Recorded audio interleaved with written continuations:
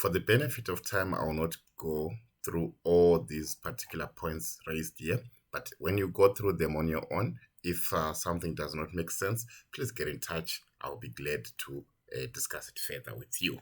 Let's go on to the next part, which then is, what is a database management system? I already gave this as an introduction earlier on in simpler terms. Let's just go over this all over again. A database management system, or DBMS, is a single or set of computer programs that are responsible for creating, editing, deleting, and generally maintaining a database or collection of data records. Let's just break this down a little bit. Just like as I said before, once we talk about a system, we're talking about two or more components working together to do one particular task or to achieve one particular goal. In this particular case, it is managing a database. A database is actually a collection of records like what they have put here, or literally a collection of unprocessed information. Now, the type of database management system is determined by the database model.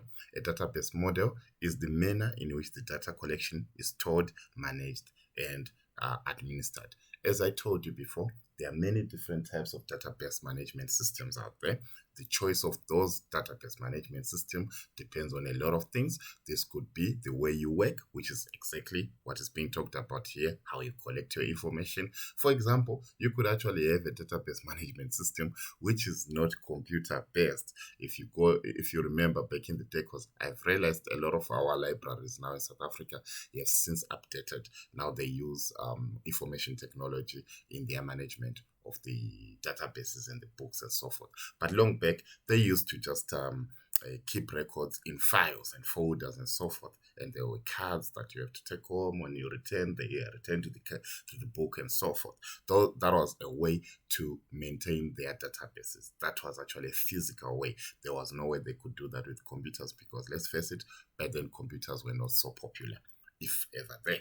Now, so all the way that we do our work actually determines what type of database management system we end up using. If we are really up to date with our computers and so forth, we will end up using a database management system, which depends on the computers. I've worked into companies that actually have database systems which are managed on the cloud, literally, meaning the computers that are managing their database system do not even exist in that particular company. They are hosted somewhere else by another company.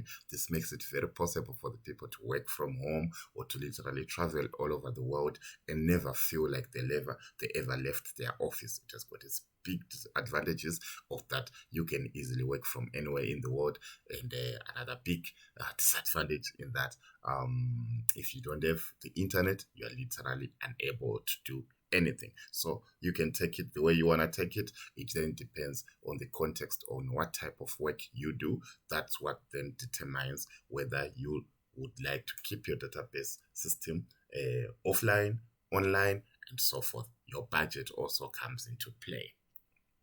Now, let's look at ways in which a database management system can address the issues mentioned above. Remember, we mentioned such issues as data falling in wrong hands, data not being entered correctly, and so forth. So the database management system has a number of advantages as compared to traditional computer file-based processing approach. When we're saying traditional computer file-based processing approach, we literally mean when we are talking to our clients, we literally collect our information from them by entering into, for example, an Excel spreadsheet. Just bring up an Excel spreadsheet, just like this one here that I actually use to plan my training for this class, and then just start typing name, surname, address. This could work.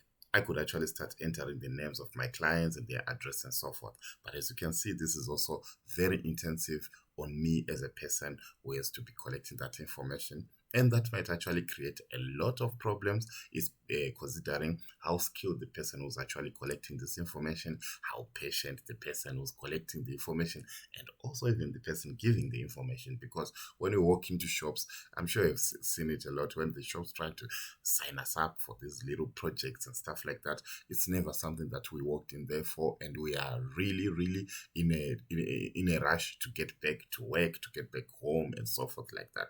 So all these things can then become a problem. So that's where database management systems come into play, because we can actually be able to have our clients doing all this at home, in the comfort of their homes, at their own time, at their own pace. But that also then brings its own problems, in that they might actually not be able to understand the questions that we are giving to them. So that's why a database management system needs to really be able to interact with the clients in a way that makes them understand and really fill out the information as accurately as possible. One way of doing this would actually be to link your database management system to your website.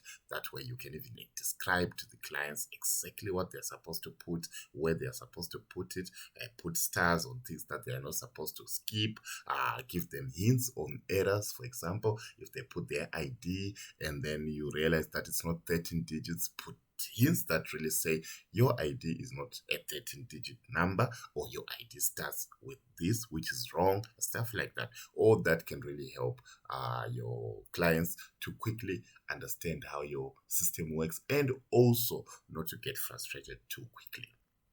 All right, so that's one of the, if not the most important part of having to use what we call database management systems. There are other advantages that we'll mention on the next video. I would like to keep these videos a little bit shorter from now on, so that we don't lose attention.